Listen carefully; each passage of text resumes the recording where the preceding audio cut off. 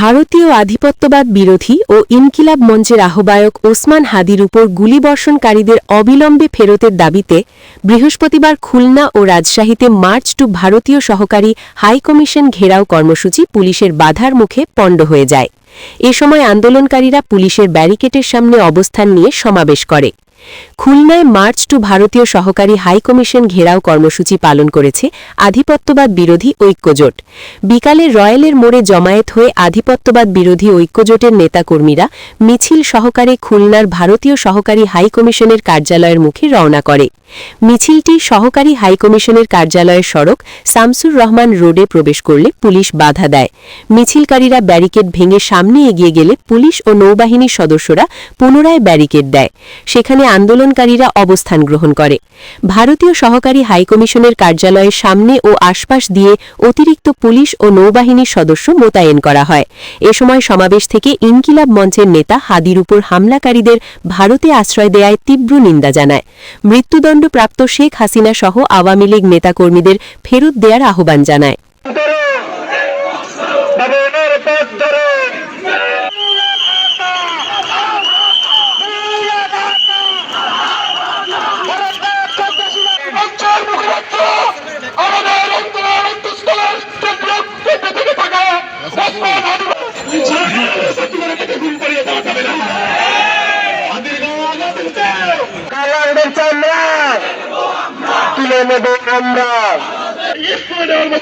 কঠিন কর্মসূচি আসতে যাচ্ছে ইনশাআল্লাহ। এই যে সহকারী হাইকমিশনারকে উদ্দেশ্য করে বলতে চাই, জনগণ আপনি সেই নিরাপত্তা দিতে পারেননি, আপনি বড় বড় কথা বলেন। আমরা ভদ্র সমাজ, ভদ্র বলে আপনার কিন্তু আমরা একটা ইস্যু কথা বলিনি। আমরা বলতে চাই যদি হাদি ভাই যে খুনি এবং যে আওয়ামী লীগের 30,000 যে খুনি এখন তারা পালছে, এদেরকে যদি বিনা শর্তে 25শে ডিসেম্বরের আগে যদি ফোন দেওয়া হয়, খুলনার মাটিতে ভারতীয় কমিশনারের এই বালু সিমের কিছুই থাকবে না। সরকার যে দেশটা করতে বাধ্য হয়েছে, সরকার চলমান রয়েছে এবং ভারতীয় নেই, তারা তাদের যে অবৈধ অর্থ, সেই অর্থ আমাদের দেশকে ব্যবহার করছে। আমাদের উসমান হাদি ভাই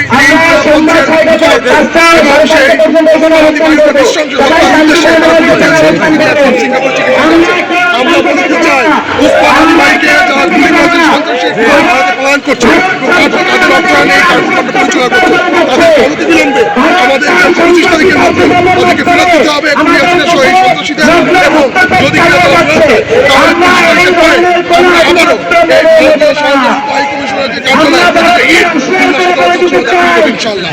আমাদের সাধারণত আঘাত আসলে আমরা বলে দিচ্ছি ভারতের সাধারণত থাকবে না, তাদের সাধারণত আমরা বলতে চাই তারা ঘুরিয়ে দিন সব সকল মানুষ অফিসে ঘুরিয়ে দিই। ধন্যবাদ। রাজশাহী থেকে বিভাগীয় প্রতিনিধি জানান, রাজশাহীতে সহকারী ভারতীয় হাইকমিশন কার্যালয় ঘেরাও কর্মসূচি ও মার্চ পুলিশের বাধায় পণ্ড হয়ে গেছে।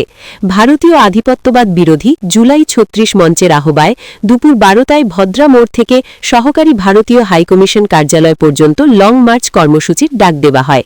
কর্মসূচি অনুযায়ী 12:30টার দিকে মার্চ শুরু হলে হাইকমিশন কার্যালয়ের প্রায় 100 মিটার আগে পুলিশি ব্যারিকেড দিয়ে মিছিলটি আটকে দেয়। এ সময় অংশগ্রহণকারীরা শান্তিপূর্ণভাবে ব্যারিকেডের সামনে অবস্থান নেন এবং সামনে অগ্রসর হওয়ার অনুমতি চান।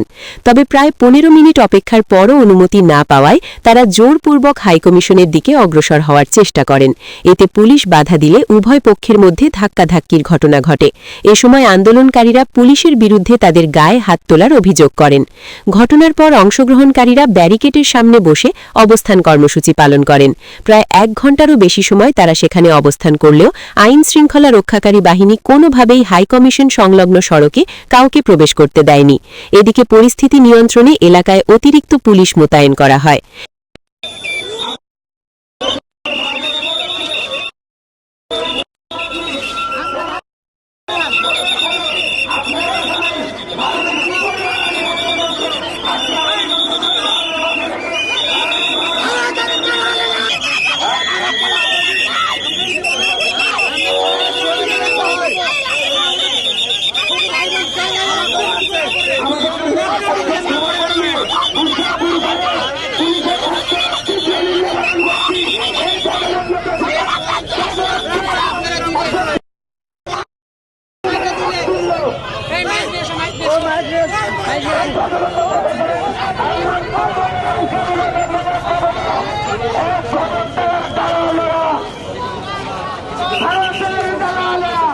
ডেস্ক রিপোর্ট বাংলার গেজেট।